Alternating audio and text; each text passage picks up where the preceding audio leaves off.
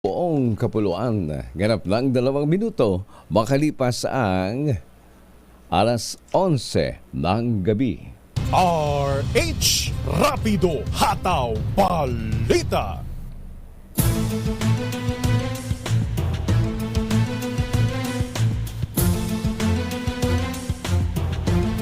Narito ang pinakahuling balita hanggang sa mga oras na ito.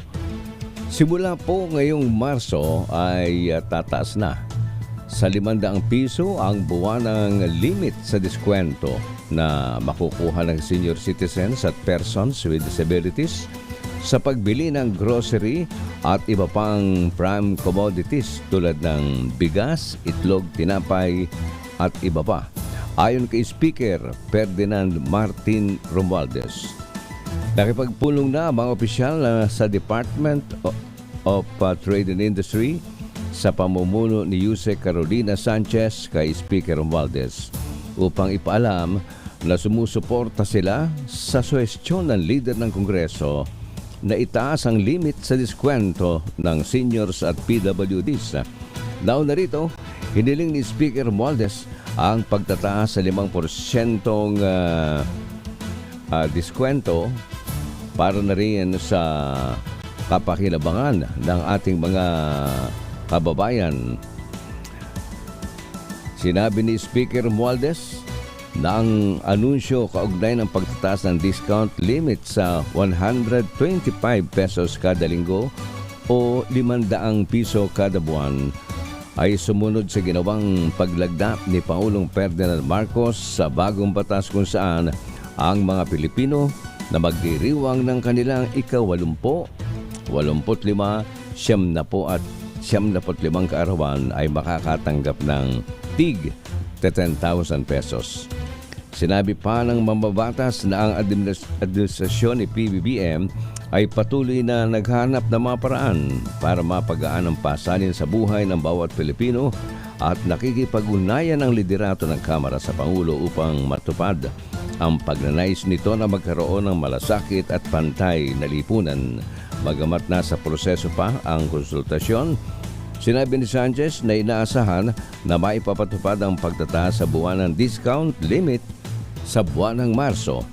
Nilinaw ng mambabatas na ang mga kasama lamang sa bibigyan ng diskwento ay ang mga pangunahing bilihin at mga prime commodities tulad ng bigas, mais, tinapay, karne, isda, manok, itlog, mantika, asukal, gulay, prutas, sibuyas, bawang at press o yung processed milk.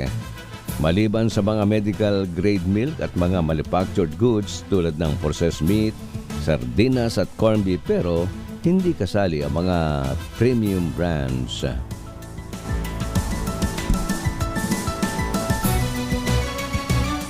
Samantala, nagsagawa ng cloud seeding operations sa Philippine Air Force sa Cagayan Valley para tulungan ang mga magsasakang apektado ng El Nino.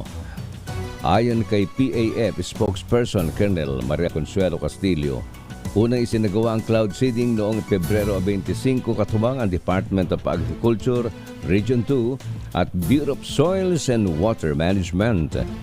Layunin nito tulungan ang mga lugar na kakaunti lamang ang nararanasang ulan.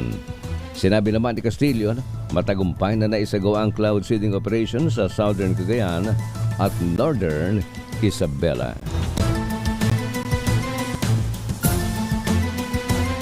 Sa kabilang dako naman, ikinagulat ng maraming residenteng may-ari ng sasakyan ay ikinasang clearing operations ng Manila Traffic and Parking Bureau sa Pedro Guevara Street sa Santa Cruz, Maynila. Higit 20 sasakyan na iligal na nakaparada sa paligid ng Gomez Elementary School sa Barangay 315 ang isa-isang nilagyan ng clamp. Ayon kay MTPB Sector Commander Jack Giacosta, inireklamo na ng pamunuan ng paaralan ang mga residenteng ginawa ng garahe ang paligid nito. Ilang beses na umanong pinagsabihan ng mga opisyal ng barangay ang mga residente, subalit hindi sila sumusunod. Mula sa DZRH News Center, ako po si Andy Verde. Patuloy sa pagbabalita patuloy sa serbisyo, sama-sama tayo, Pilipino.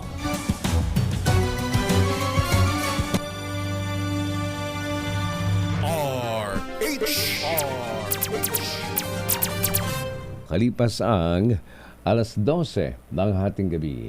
RH Rapido Hataw Balita.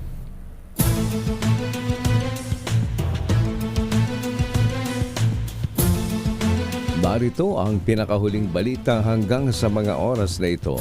Ligtas na at maaari nang makapangisda sa karagatan ng Mindoro sa kabila ng oil spill sa lugar noong nakaraang taon. Ayon kay Mindoro Oriental Governor Homerlito Dolor, hindi totoo ang sinabi ng Center for Ecology, Energy and Development na hindi pa rin ligtas mangisda sa karagatan hanggang sa ngayon. Ayon kay Dolor, noong pang September 29 ng nakalipas na taon, ipinasa sa Provincial Disaster Risk Reduction and Management Council ang panukalang nagre-rekomenda ng alising deklarasyon ng State of Calamity sa lalawigan. Ayon o base niya ito sa resulta ng pagsusuri ng Departments of Health at DENR sa level ng langis na napag-alamang bumaba na at pasok na sa national standards. Samantala, higit sa 4,000 ang pumasa sa February 2024 Mechanical Engineers Licensure Examinations ayon sa Professional Regulatory Commission mula sa 6,770 examinees, 4,458 ang nakapasa.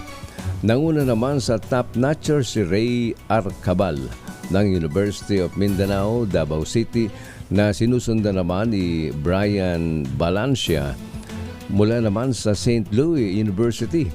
Samantala, top-performing school naman ang University of Science and Technology of Southern Philippines, Cagayan de Oro Campus na sinundan ng Bicol University, Legazpi Campus.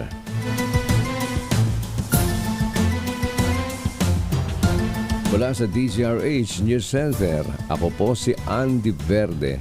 Tuloy-tuloy sa pagbabalita, tuloy-tuloy sa serbisyo, sama-sama tayo, Pilipino.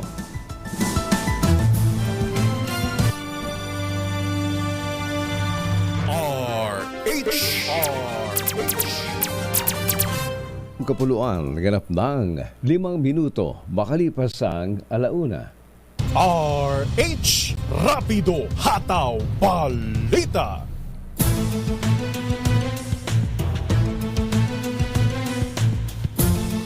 Marito ang pinakahuling balita hanggang sa mga oras na ito.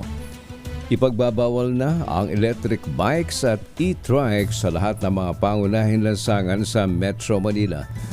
Base ito sa inilabas na resolusyon ng Metro Manila Council kung saan unanimous ang desisyon ng lahat ng mga mayor sa National Capital Region. Pangunahing basehan sa desisyon ang napakaraming naitalang aksidente na kinasasangkutan ng mga e-bikes at e-trikes.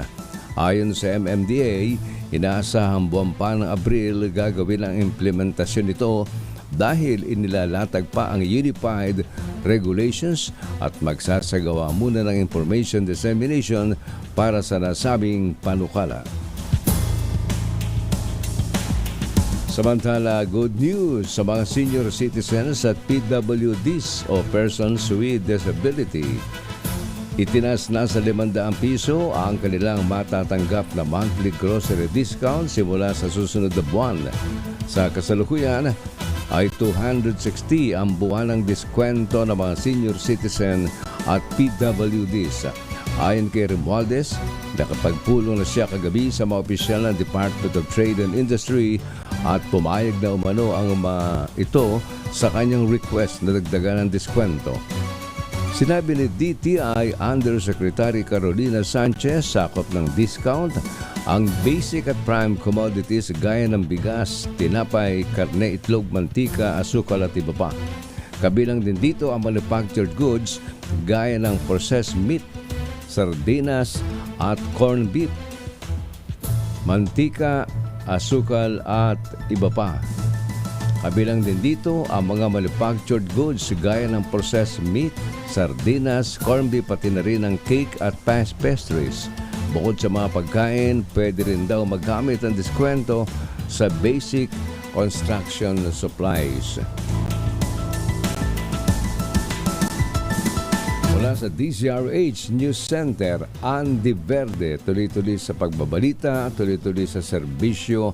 Sama-sama tayo, Pilipino.